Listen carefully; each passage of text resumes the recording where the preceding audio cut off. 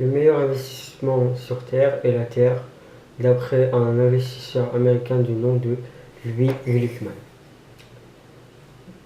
Assalamu alaikum, bonjour, et dans cette nouvelle vidéo, je vais aborder une nouvelle forme de business assez large et je vais la résumer du mieux que je puisse faire. Cette forme de business est l'investissement immobilier. Allons-y. L'investissement immobilier est l'investissement le plus courant et le plus répandu sur la planète. L'investissement immobilier est le plus souvent effectué via un prêt ou un crédit, ce qui s'appelle un crédit, par exemple dans le but ou dans la visée de devenir ou d'acquérir sa résidence principale. Par ailleurs, le fait d'investir dans l'immobilier ou dans la pierre de manière plus générale est un bon moyen de faire fructifier son argent, en utilisant notamment l'argent des autres. L'argent des autres pour se faire rembourser un bien et pour rembourser un prêt prévu à l'acquisition d'un autre bien. L'une des formes les plus basiques de l'investissement immobilier consiste à acquérir un bien foncier et à le mettre en location dès la signature d'une proposition de vente chez un notaire. Une fois un bien acquis, il est mis en location et c'est le locataire qui rembourse la mensualité de crédit chaque mois. Pour illustrer ce type d'investissement, prenons l'exemple de l'achat d'un bien valant par exemple 110 000 euros, avec un apport de 6 000 euros. Dans cet exemple, l'avantage de ce type d'investissement est que mécaniquement, il y a un fort rendement sur l'argent investi. C'est-à-dire que si ce bien est remboursé au bout de 10 ans, il le sera tout d'abord grâce au locataire et il pourra être vendu au même prix pour encaisser une somme d'environ 104 000 euros.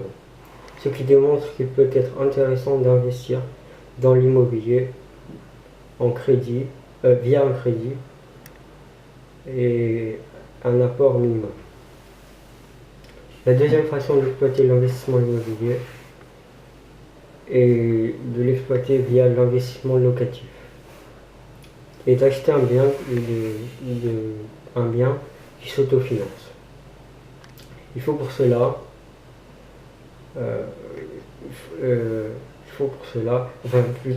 on parle d'autofinancement lorsque la mensualité d'un crédit est nettement inférieure au loyer mensuel qui est perçu. Prenons l'exemple d'une mensualité de crédit à 250 euros à laquelle s'ajoutent des impôts et des charges. Si le cumul avoisine 350 euros et qu'un bien est loué à environ 600 euros par mois, ou plus, ça dépend, cela dégage une différence dans cet exemple ou ce qui s'appelle un cash flow positif de 600 moins 350 euros, ça donne 150 euros. La troisième façon d'investir dans l'immobilier consiste à investir dans ce qui s'appelle des petits biens, notamment à investir dans des places de parking ou des garages par box, situés au niveau d'endroits stratégiques, afin de les louer à une rentabilité élevée allant de 10, 12 ou même plus % de rentabilité. Il y a de nombreux usages d'ailleurs qui peuvent être faits d'un garage et qui font d'un garage par exemple un investissement intéressant. Il faut savoir que dans le cas d'un garage, il est possible de stocker du matériel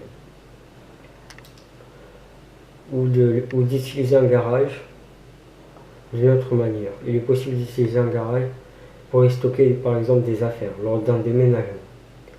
Et par ailleurs, acheter un lot permet de négocier plus facilement le prix unitaire au mètre carré. Il est possible aussi de s'engager dans des travaux de rénovation. Il s'agit ici d'acheter un bien ou un appartement ou une maison qui nécessite des travaux de rénovation et de les faire pour ajouter de la valeur au bien en le rénovant.